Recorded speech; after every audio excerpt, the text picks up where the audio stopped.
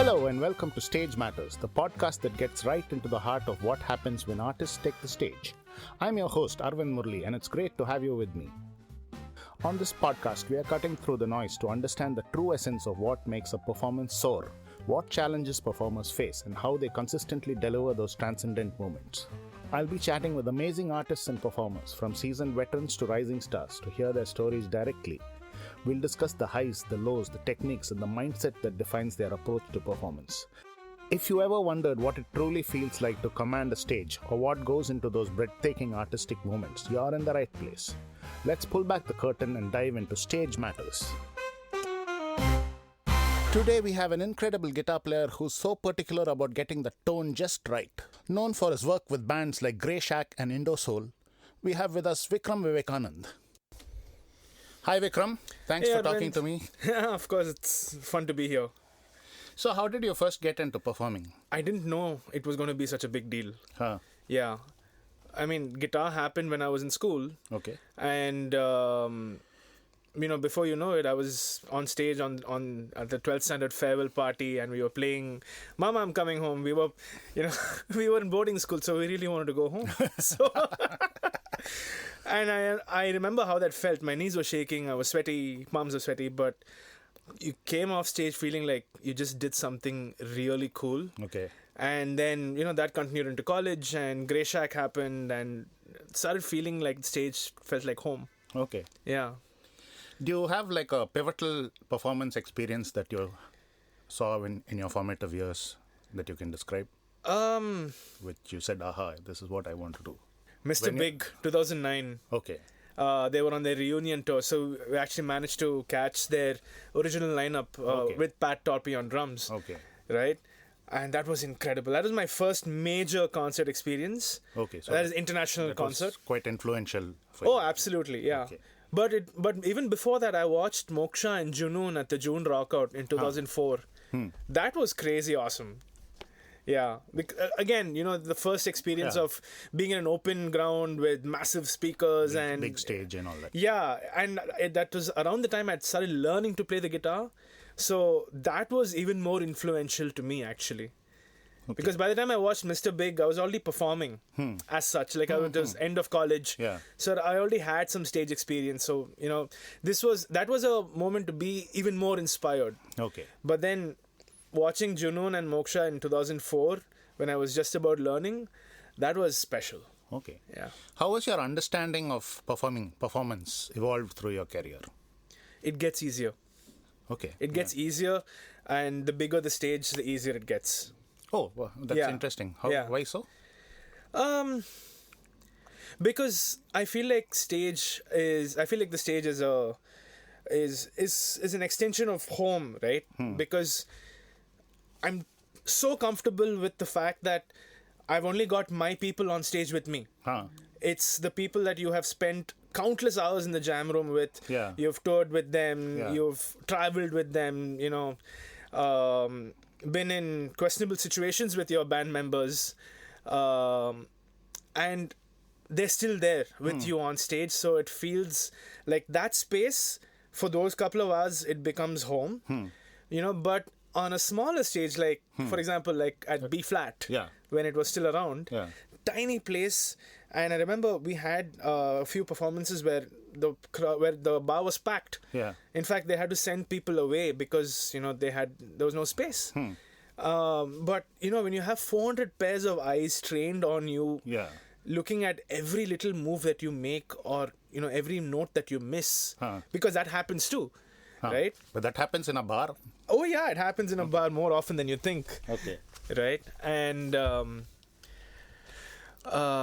that's kind of... I won't say it's scary, but it makes you have to really focus and, get down to that moment. You have to really be in that moment.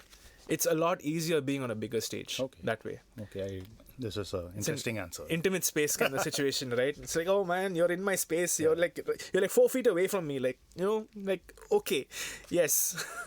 You have a gig tomorrow. Do you have like a preparation process? Well, prep for, in case I have a gig the next day, prep for it begins the previous day. This is after the rehearsals are done. Yeah. Right? After the rehearsals are done, I'll probably just listen to the songs again, just to kind of get used to the fact that I'm going to be playing these songs the next day or the same day. And there'll be a set list, right? And I'll get on my computer and I will program my set list into my pedal board so that I don't have to waste time tapping in tempos or effects on stage. So every song is literally a separate bank of presets on my MIDI controller on my pedal board, and I just have to hit next. Once the song is over, go to the next song, and my presets are there. I don't want to think on stage. I don't want to spend any more mental resource on whether my rig is going to be okay or whether my guitars are going to be tuned. So setlist is one. Next is the guitar itself. Make sure that you have strings that are not going to break. Make sure that everything is clean. No rust. I mean, if there's rust on strings, it's probably a sign that it's going to break anytime soon. So I'll change my strings if that's the case. Keep it clean. Make sure that all the friction points are lubricated so that, again, it's all just things that I do so that I don't have tuning stability issues on stage, because you don't want to be that guy who, who's like, man, let me just tune up. Like, if that happens every 2 songs, it's not it's not nice, even for yourself. Yeah. Right? So that's one. I'd sleep early the previous day. Okay. Yeah. If there's time, I'll even get a workout in the morning of the show. Okay. So that you're just like charged up for the entire day. Eat some healthy food. Don't like load up on junk food. Don't get drunk the night before if that's something. I mean, it's not like I do that very often anyways. I'm not someone who really has a drink at home. I just don't do that. Okay. But yeah, like getting in a good 6 to 7 hours of sleep minimum is important for me. Yeah, and that just kind of sets you up for success. Like a lot of tiny little things. Okay. Right? So it's like that. Make sure that all your patch cables are working. Make sure that your power cables are working. It's a lot of tiny little things that you just do so that, it's sorted. So you like have a checklist and stuff? It's just not mental? A physical checklist. It's a mental checklist because I do this so often that it's kind of second nature to me. Okay. So, yeah, it's a mental checklist.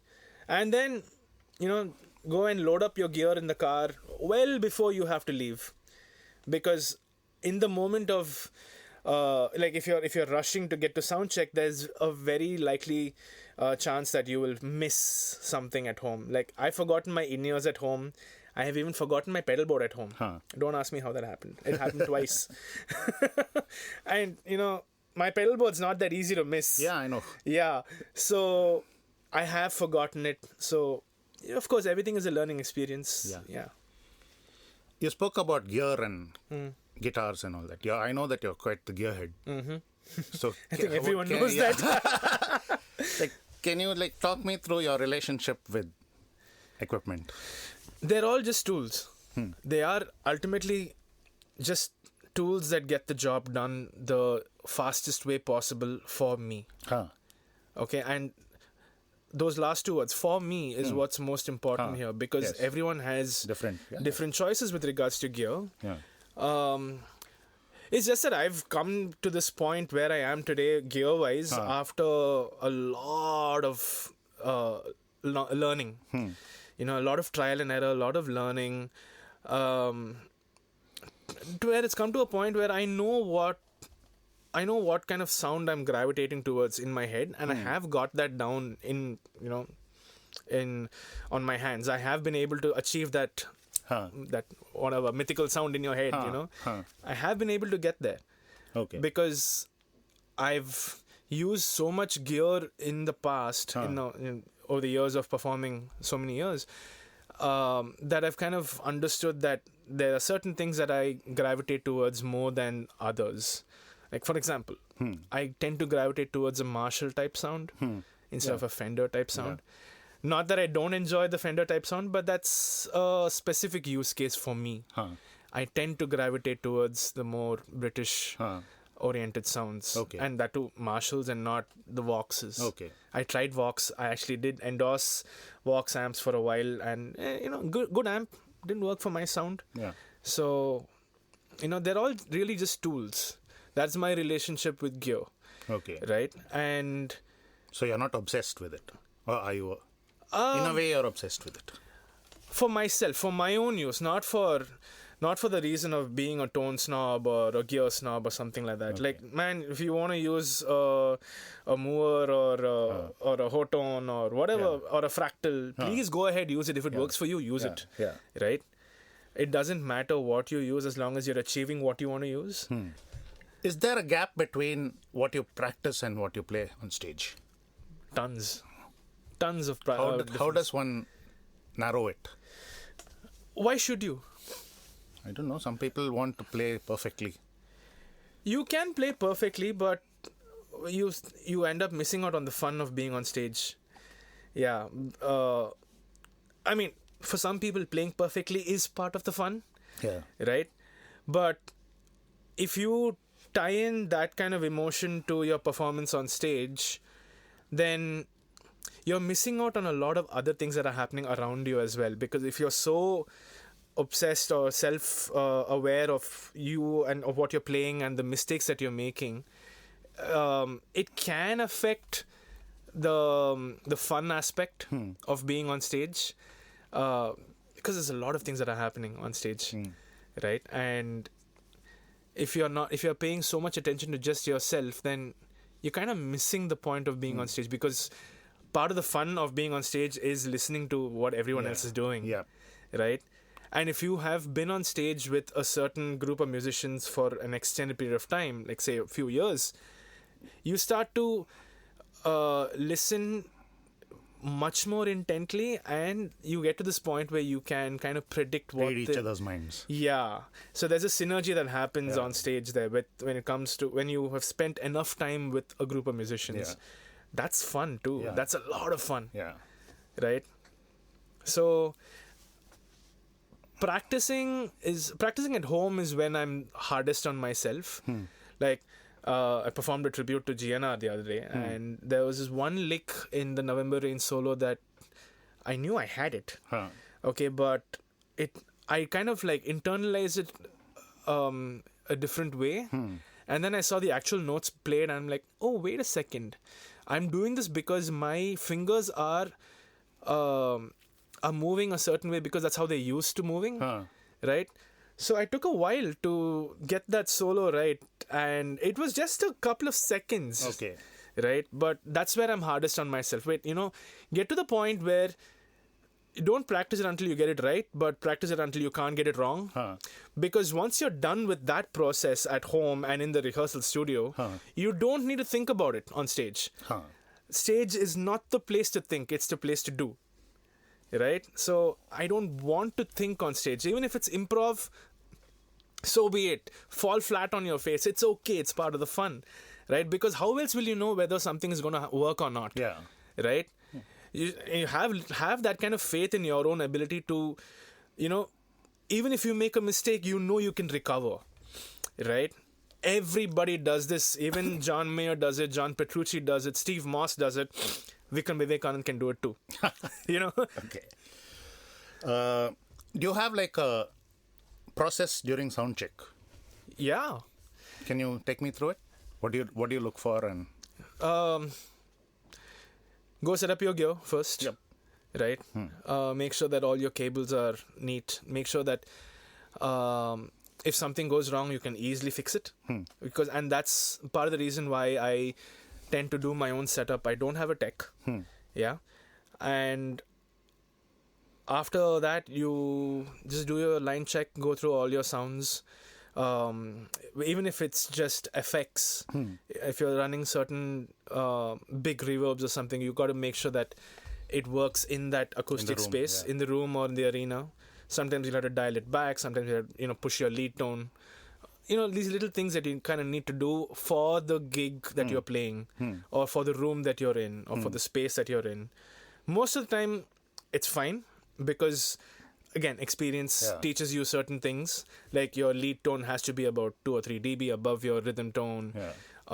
It's not just volume, it's also like, push the mids EQ, a bit, EQ it a bit so that it stands out. And if you do EQ it right, you don't need to push the level that much. Exactly. Yeah. It's all a little balancing act that you're playing between you and the band members on stage. Right? And when somebody else is checking, don't do anything. Go get a cup of coffee. Like, don't be there just to noodling. Don't noodle. Or else, if you have the option, if you really want to noodle, if you want to warm up, tell the engineer, hey man, just give my guitar on my in-ears. Don't give it to anybody else because I need to practice something. Do it. Yeah. As long as you're not disturbing anybody else, you're fine. Right? And because if you end up doing that, soundcheck goes on and on forever. Right? And we've come to a point where we have a process for ourselves on stage. It's not something that we follow from somebody else. It's just something that we've figured out on our own, something that works for us. Do it one by one. Do everyone's line check one by one. When someone's line checking, don't do anything. Just shut up. Stay off the stage. Right? Because then it just becomes easier for the engineer. One thing that a lot of musicians don't seem to understand is that soundcheck is for the engineer. It's not for the band, really. Right? Yeah, the monitors it's not where you practice. Exactly. Monitoring is where it's all about listening to what you want of yourself and how much of each other element you want. Right?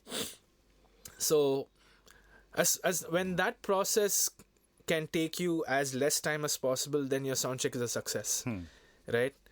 Because it's the hardest part of the gig, soundcheck. If it goes on endlessly also, it goes on endlessly, you're like, oh come on, now we got to play a gig now. Okay, I mean, of course we're going to play the gig and we're going to be amazing. Right? But it just like pisses you off a little bit, saying, okay, why did soundcheck take that long? If you're not done with soundcheck within 90 minutes, that means you really need to reconsider. I mean, like, take a good hard look at what's going on. Okay. 90 minutes set up to tear down. I mean, not tear down, but set up to, where you're off the stage. You mean 90 minutes after everything is set up on stage? No, I'm saying, okay, like, assume, at least for my guitars, it doesn't take me long to set up. But I can set up while the drummer is line checking. Right? So, from the time that you start checking, your line check starts. From then, 90 minutes is all you really need. Yeah?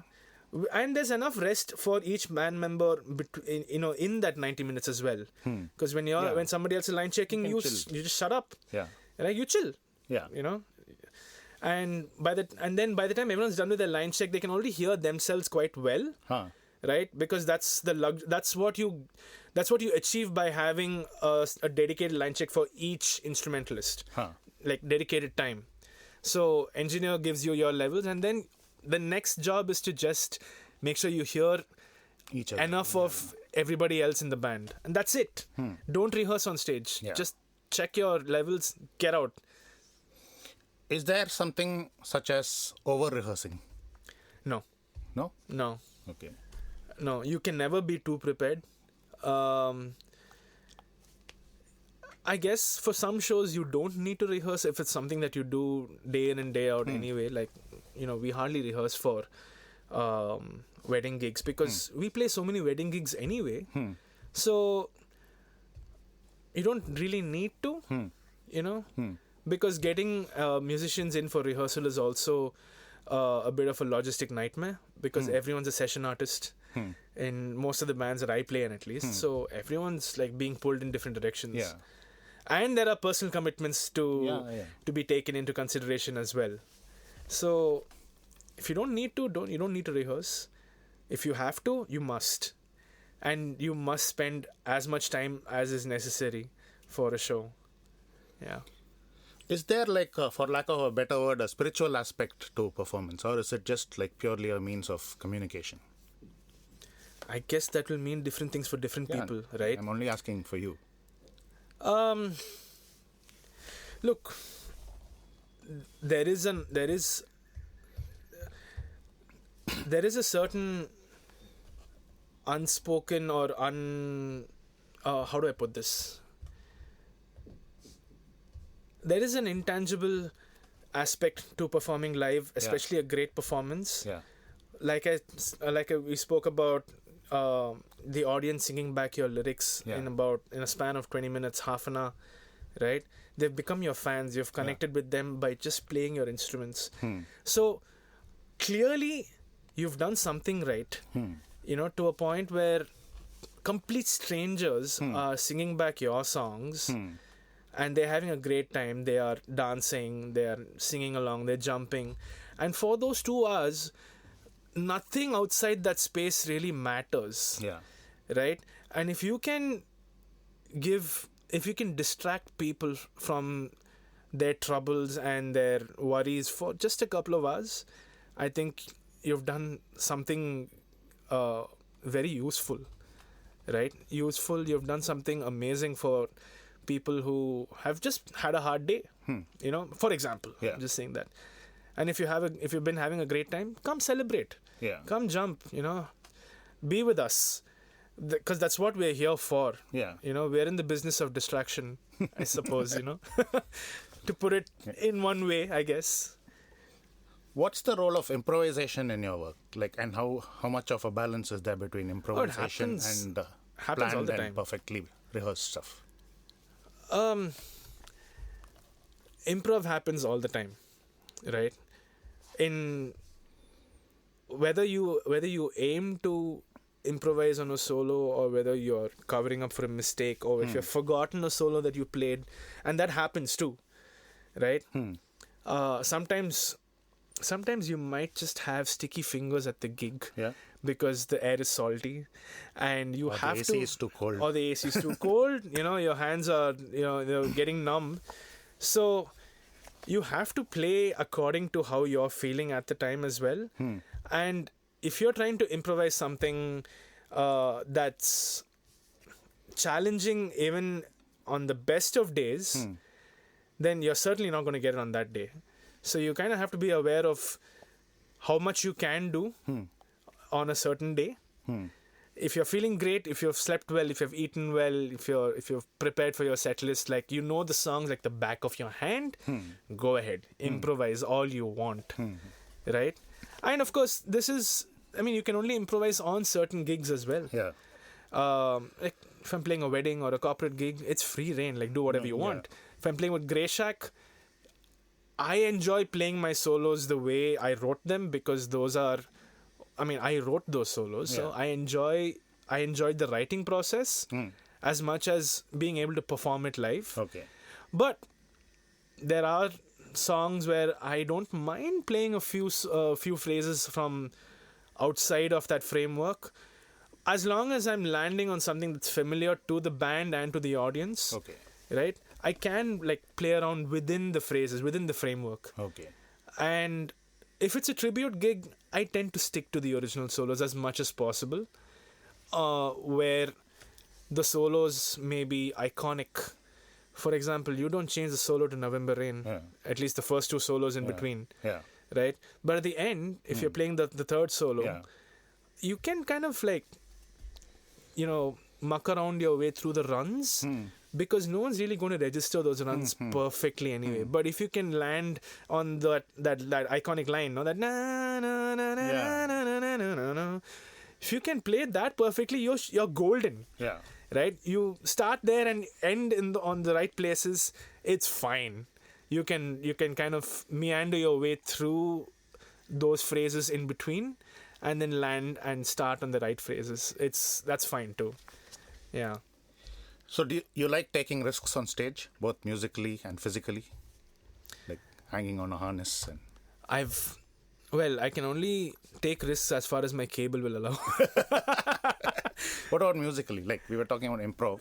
Would you do something totally even your bandmates don't expect? Oh, yeah. I'd love to do that. But again, that depends on the song and the setting and all that. Okay. I love doing things like that. Yeah. And it can even be improv in the chords as well. right? Yeah. You can improvise on the harmony because you do, at any given point of time, you have at least 3 or 4 different choices of chords that you can play. Yeah. Or 3 or 4 different inversions of chords that you can play, right? When I'm playing rhythm, I can play, let's say I'm playing a G major in the first 3 frets, the first G major chord that you learn, right? I can start there, or then or you can go through the entire cage system. You can go through all the 5 different positions, and that you need to know how to do that, because if you're playing with other musicians on stage, there is a bass player who's holding down a low, root note, or he or she's playing a different inversion of the same chord. Because like the chord is never complete until the bassist says so. But that gives me options. Like, okay, you're holding down the root note or you're holding down the third. Why do I have to play your notes? I can play whatever I want. Right? And now, based on where I am on the fretboard, like if I'm on the 3rd fret or the 5th fret or the 8th fret, there are different inversions available to me in that position. And I don't have to I don't have to move all over the fretboard just to play a few chords. They're all there. So know your fretboard well enough to be able to improvise even the harmony aspects of it.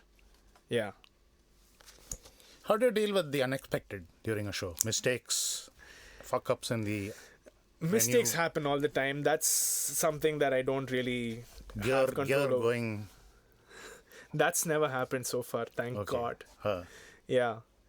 But we have had people fall on, while dancing. Like fallen dangerously close to my gear.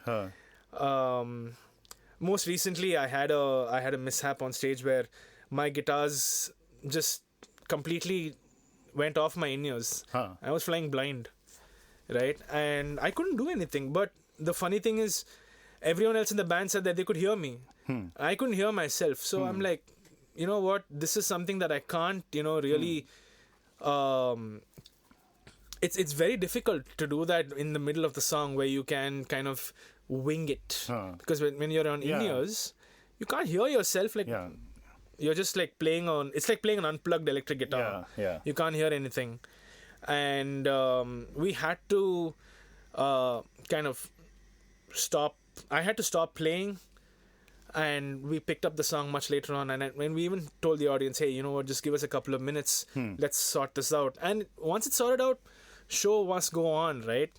And we continued playing the entire show. But there are other mishaps on stage where sometimes your string can snap, and if I have the luxury of having a backup guitar, that's always there, where you can just unplug and replug take your other guitar and start playing. But if you don't have a spare guitar, have a set of strings inside, and the band almost always can hold fort for a couple of minutes while you restring that guitar. You come back, right? And this happens to every band member at some point. So you need to be able to hold the fort for somebody else as well. Right? Because a lot of things can go wrong on stage. Your click track can stop. Your tracks, if you're running tracks, those can be triggered wrong. Your cues can not be heard, may not be heard at some point. You may not... you might just... You might even have dropouts with your wireless in-ears where you'll have points where you can't hear anything. Sometimes that happens only to you, sometimes that happens to the entire band. You kind of have to roll with the punches and just like get through the gig. Rock and roll can be a contact sport. You get flustered when something happens? If it's something that I cannot recover from, I get a little annoyed. Because it really does break your flow and your momentum. Of course, you'll get it back. But if it's a mistake, it used to affect me a lot more than it does now. Because mistakes are part of the game, and I've resolved to the fact that you cannot have great nights every time you go on stage. Some nights are just good. Some nights you just have to give the bare minimum. And being a professional, your bare minimum itself is actually great. It's just that we often hold ourselves to much higher standards for ourselves. But if you can kind of keep that aside and not let it affect you for the show. It's fine. It's a good thing. I mean, that comes from experience. Which is why I said it used to affect me a lot more before, like a few years before. Not so much now, because it's all part of the fun of playing on stage as well. What is the most challenging aspect of the performance process? Sound check. Okay, we answered that very I mean, succinctly. what else is there? Like that's why I said no. When you're at the gig, don't think, just do. Right? All the thinking happens during sound check, and that's when you figure out the most number of all the issues, if there are any. That is the most challenging aspect, and sometimes it's just the weather, man. You know, if you don't have, if it's a really hot day, you got to be prepared to sweat it out. You know, maybe you can. There are certain things that you can do. Maybe you can, check after the drummer's done. Maybe wait for the sun to go down a little bit. Or if it's a room where there's no ventilation, set up your gear, go out. Just grab a glass of tea or coffee and come back. Just try and make it as relaxed as possible for yourself. But I feel like soundcheck is the most challenging part of any gig. Yeah, because everything that can go wrong will go wrong only during soundcheck. Okay, like I can't tell you the number of times strings are snapped during soundcheck.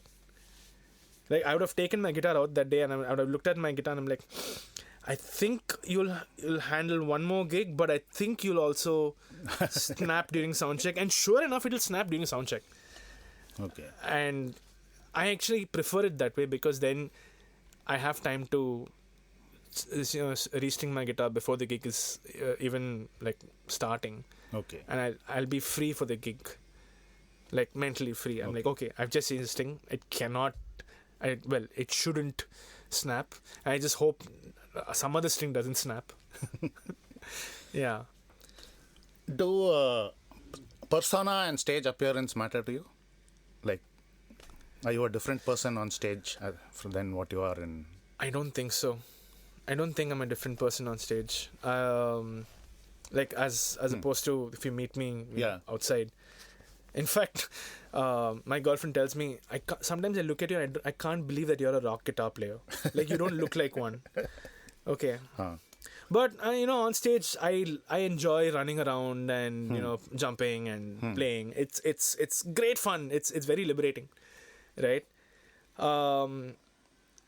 So yeah, I guess the stage allows me to do certain things that I normally wouldn't do in regular life. But that said, not much of a difference between who I am on stage and off. Yeah, like I said, I like to play quite relaxed. Yeah. I am a little laid back in life in general. Laid back in the sense like it's not like I'm not a slacker. Yeah. But I tend to chill. Yeah. Yeah. What about do you like to dress up on stage? Differently from what you would in real life? If I'm supposed to wear a certain outfit, yeah, I guess I'll have to do that. Okay.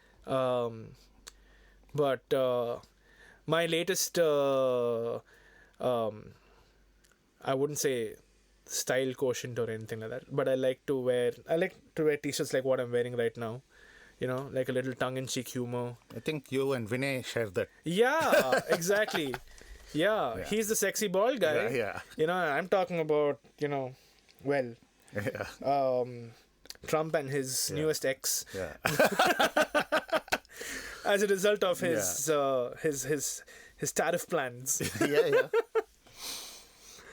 What is your expectation of an organizer or a show promoter? Expectations of an organizer or a show promoter. Comfort, I guess. And it's not like we want 5-star luxury, right? But just please read the tech rider because we've spent a lot of time and effort in putting this document together so that you don't have to think. As long as you provide what is required by the band, that is step one for me, right? Like to go on to reach the venue and see that your gear, that your backline is sorted, that itself gives me the the confidence that, okay, you know what, someone has read through our tech rider, they've taken care to do that, right, to provide one amp, one drum kit, mic'd up with the things that with the mics that we like, you know, adequate monitoring, stage space, and all of that. If you can provide that, that's half the battle. Okay, and then refreshments, like when it comes to like just water cans, a space to change if you don't have a room available, just a clean space to change where we can, you know, just relax before the show starts. A nice, maybe a makeshift green room of sorts. You know, if the venue doesn't already have it, you know, a makeshift green room. Hell, I'll even go and change in the restroom if it's clean. You know, but make sure the restroom is clean. You know, I mean, we know how restrooms can get quite shady. In our part of the world. Yeah, exactly, it's not much, really. Okay. Just show that you care. And get paid on time. Of course. I mean, we wouldn't be working with organizers, with other kinds of organizers at least, you know. And we've all been through that situation where you haven't been paid on time, and then you kind of have to sever ties with that organizer anyway, because who would want to work with someone like that, right? Like, I don't need your business, really. Please don't call me, right?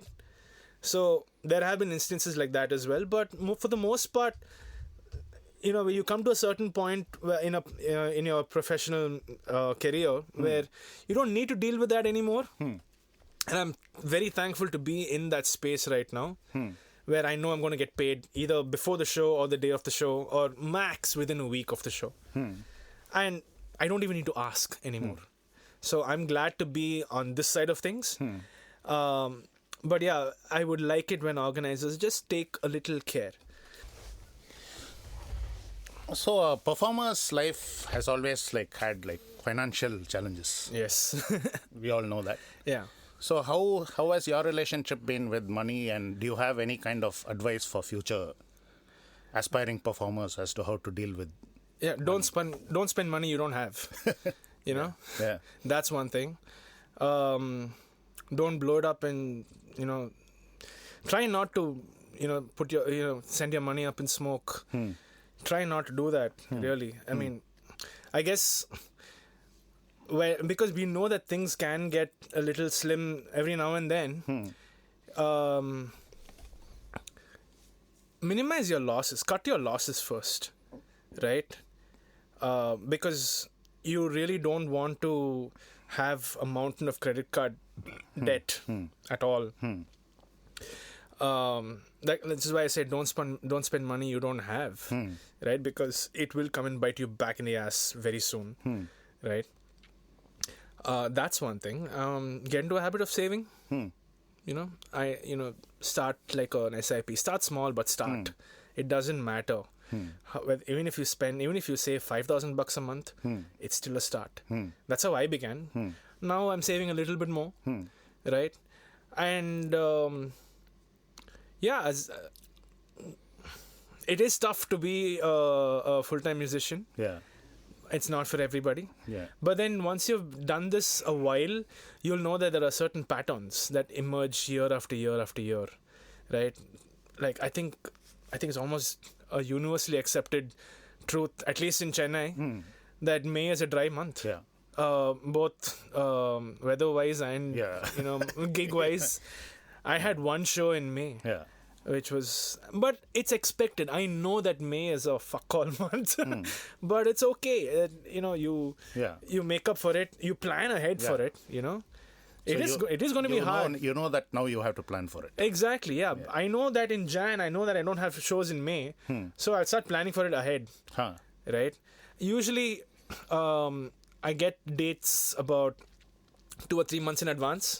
So by March, you should have been able to plan for May and set aside some money, or at least not plan any major expenses at the time, because there will always be unplanned expenses and you have to have money for that. Like, for example, if your car breaks down, you need to be able to fix it, right? Because otherwise you can't go to the next gig, because you have to carry so much gear. it's just an example, right? Yeah.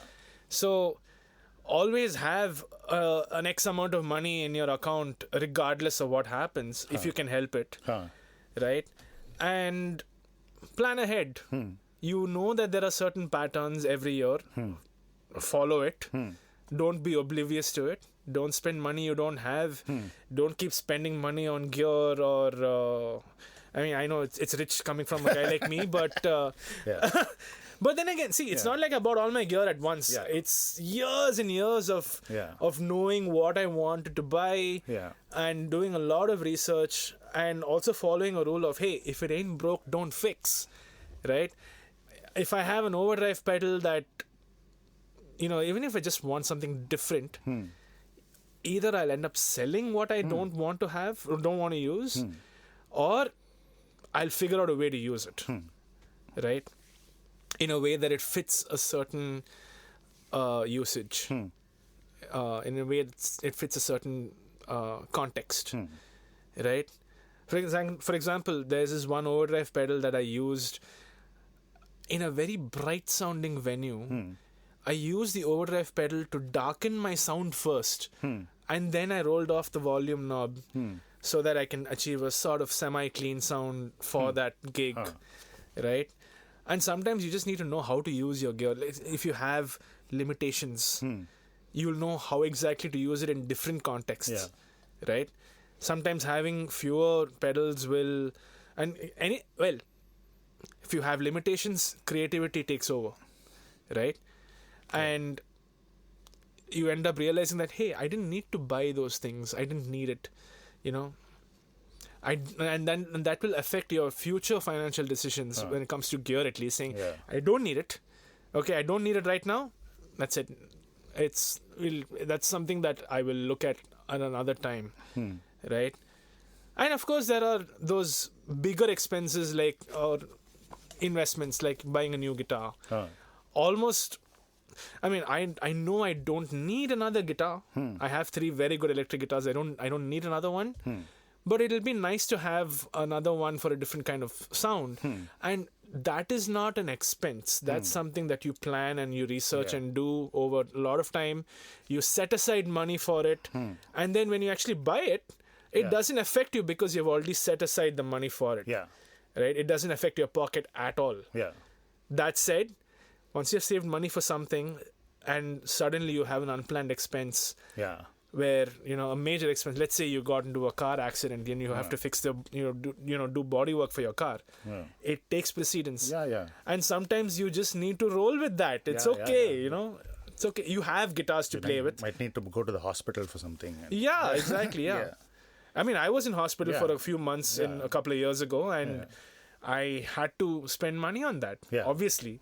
My health is the most important thing, right? Because as musicians, we don't get sick leave, we don't get benefits.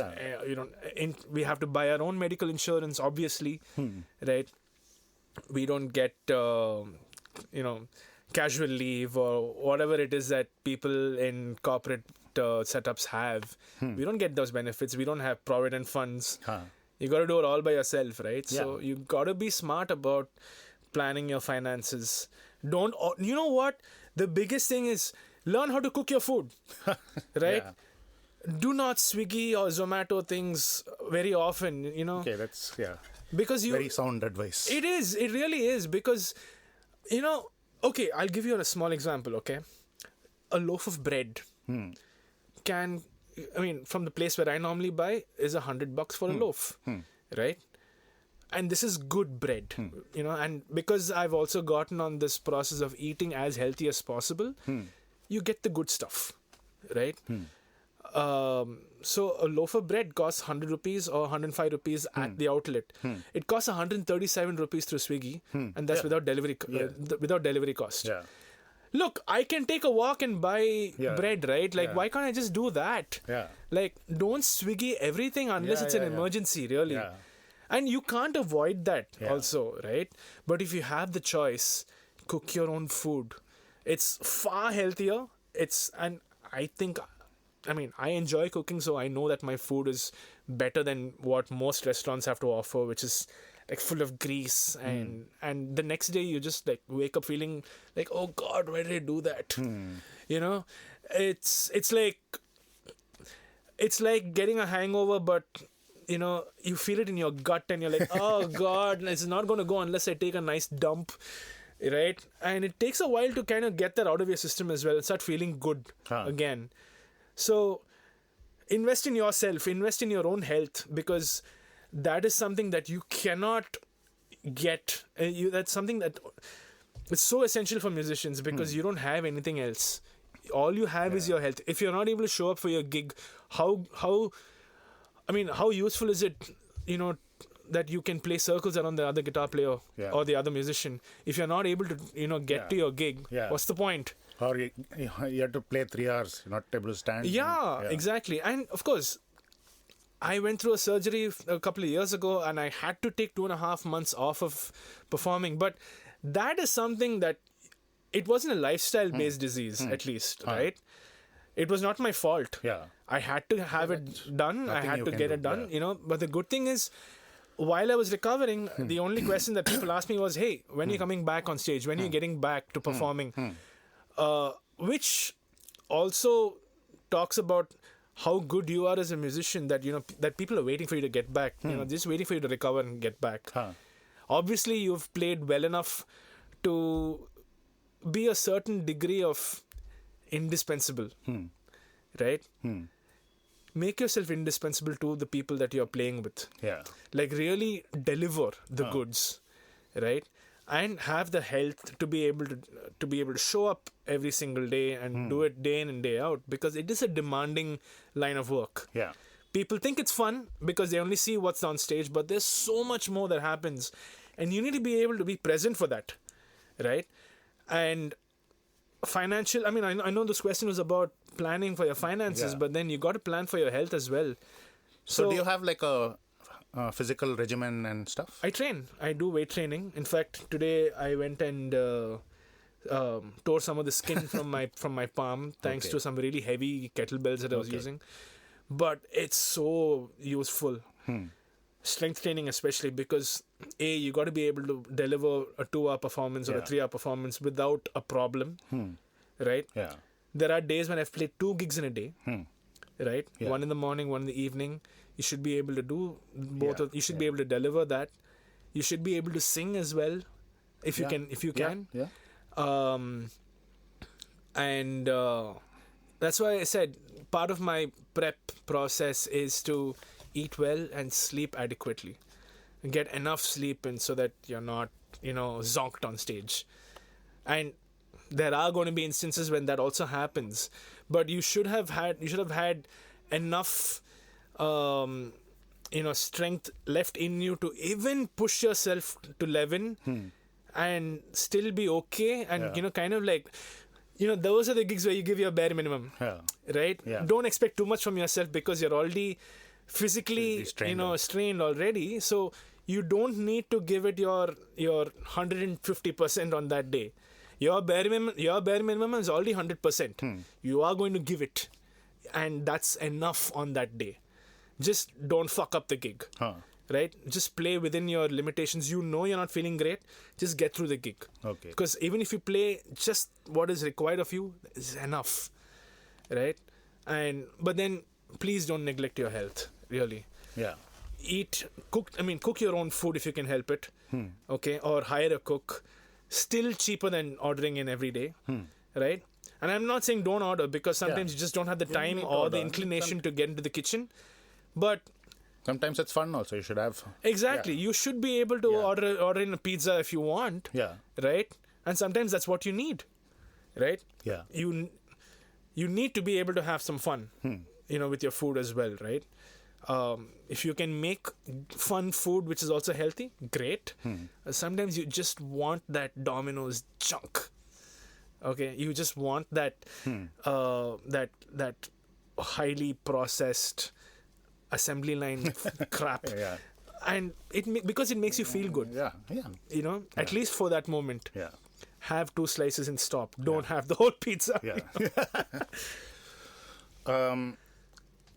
What is your relationship with external stimulants, alcohol, drugs, before a gig? How has it been? Have you been totally sober? Or has there been a phase when you used to? Oh, I've never had a phase like that. But alcohol consumption, I guess it's okay to have a beer before the gig. It doesn't. I don't need it, really. I don't think anybody really needs it unless you're Amit Thomas. But yeah, like I've never felt the need to drink before a show, or I've never felt the need to be inebriated or, in an altered state of mind before the show because I don't enjoy it first. I mean, not to say that it hasn't happened. It has happened multiple times, but I don't need to do it because being on stage is part of the high as well. I enjoy being in that moment, like fully present in that moment. I don't want anything to cloud that, right?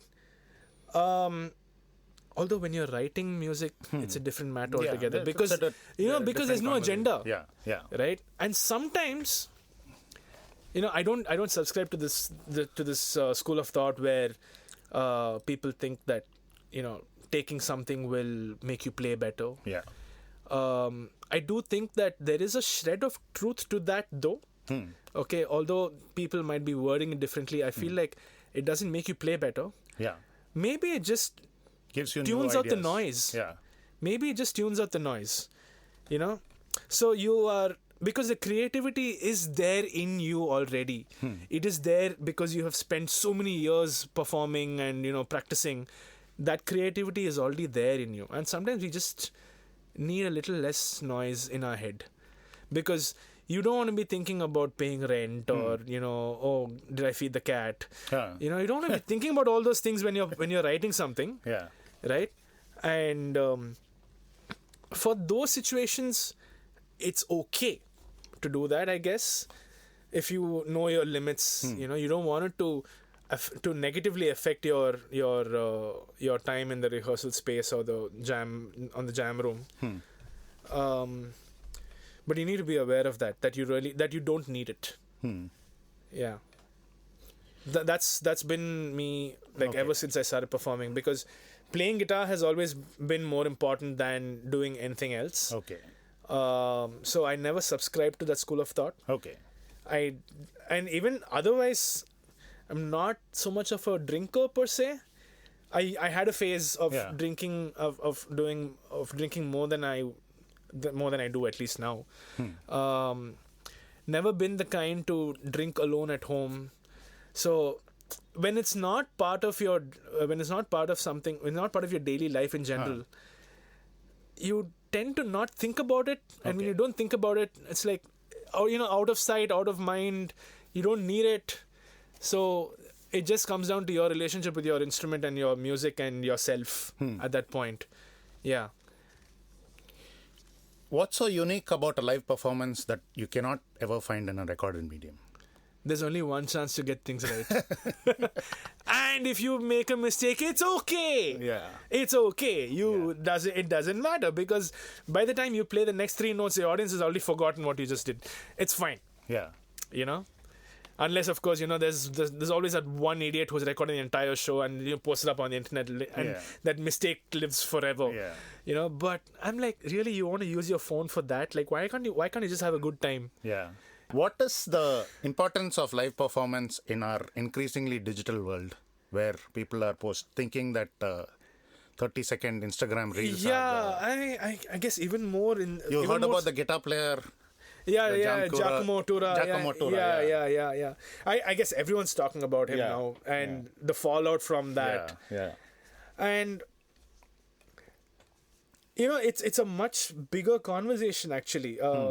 I don't know about the importance of playing live like that. Because I mean, we will circle that topic with what I want to say about it, at least, right? You can spend hours and hours taking like hundreds of takes before you post it on Instagram, so that you get that one perfect take where everything is spot on, right?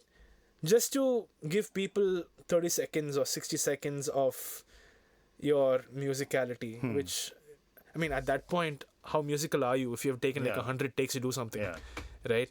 Or even slowed it down. To perform. I'm not even getting there at this point, you know. I'm saying even if you practiced it so much to get it right for a 30-second Instagram reel, your audience is basically people who have zero attention span, right? And I'm not dissing people who do that, but because there's obviously a content creator market right now where you can earn money through that. So maybe it's all really worthwhile because maybe you're earning some money out of it, you know. And kudos to you for being able to do that because ultimately you're playing music to earn money, and that's what we're all doing, right? But performing live, being able to perform live and in the studio takes a lot of discipline to be able to do that and kind of play with a little reckless abandon. You know, to be courageous enough to fall on your face when you're improvising something and then pick yourself back up and then, you know, just have the show go on. You know, it's okay. And I guess it's in those moments that you show the audience that you truly are human and saying, hey, you know what? I'm also like you. Okay. You can make a mistake. I can also make a mistake. But you're telling the audience that you can get up and dust yourself off and, you know, go on with the rest of your show or the rest of your life. I mean, and that's only when a mistake happens. Right? Yeah. But being able to perform live, being able to listen to everybody on stage, you know, taking cognizance of reading the room. You know, sometimes you have a tough crowd. Yeah, you got to learn. And all those are highly interpersonal skills that you have to develop. Right? Because you are connecting with people who are there, who have paid money to watch you perform. Right? And this is something cool that I've also realized, you know, that's important to keep in mind when you're performing live, is that you actually don't need to win over an audience, right? The fact that a certain number of people have bought tickets to come and you know, they've taken the time to travel to your gig already means that you have won the audience. All you need to do is your job. Right? You don't need to spend extra effort to, you know, try and, you know, win your audience over. Because if you're trying to do that, then clearly your music lacks something, right? You're trying to overcompensate at that point. But all you need to do is do your thing, you know, because the audience is already rooting for you. They want their minds to be blown. They're in for a good show. And you can do it. That's why they're there at your gig. Right? Just do your thing. Okay. You know? And I guess those are certain things that you'll only learn while performing live. There's certain realizations that you get. I mean, growing older is also a way of, you know, figuring these things out by yourself, because when you're younger you don't think about these things. You're like, oh shit, I just got to play I got to play well, I got to do this right, you know. You get caught up in your own head. I've done that. I've been that person too, you know, where I've been more focused on getting my notes right than, you know, looking at the audience. And, you know, the number of times like people have come up to me after a gig and I've just like been busy coiling my cables. And this is a joke that me and my girlfriend also joke about. She's like, don't tell me, like, how have you been single all through your, you know, days of performing live and all that? Because I keep telling her, I said, it's because I was too busy coiling my cables instead of getting, you know, their numbers. Because there have been instances where people have come up to me and talked and spoken with me. I haven't even gotten their names. I'll just be like, you know, and this was, you know, it's not a good thing too, right? Because you need to be able to connect with people after the show's done and all that, you know? Like, get out of your head, you know? But for me, the gig is not done until I've packed up all my stuff. Okay. Yeah, Brilliant. I mean, these are little fun things, Yeah, right? Like, yeah. it's funny when you think back about it, Yeah. right? But these are so many little things that happen at a gig, before the gig, during the gig, after the gig. After the show's done, is you always stay back in class because that's when the fun happens. You stay back after class Yeah. is done, and that's when things really happen, Yeah. right? Yeah. Either, I mean, who knows, if you stay back after class, either the teacher will give you some additional tips for Yeah. your exam, Yeah. or you stay back after class, and you suddenly get close to this really cute girl in your class. Yeah. Try and like hang back a little Yeah. bit, like take your time to just connect with the people around you Yeah. after the gig is done. And I'm saying this as the person who made the mistake of not doing that. Okay. Right? So all of this comes from a place of experience. Yeah. Brilliant. And people have told me that, you seem really unapproachable, but I'm not unapproachable at all. Huh. Right? I mean, some people have even accused me of having a resting bitch face, but I'm like, I'm sorry, I'm just putting my stuff back into my bag. I don't want, beer bottle going and, falling on my pedal board or my cables or something, I mean, I have my problems, you have yours. If you had to distill the essence of performance into one word, what would it be? It's a joyride. Brilliant, Vikram. This has been such a great chat for me. Excellent. So, thank you. Thank you for having me. And all the best. Yes, thank All you. the things that you're going to do in the Yeah. future. Thank you very much for listening. I really hope you enjoyed the show. There'll be new episodes every Tuesday, so don't forget to come back.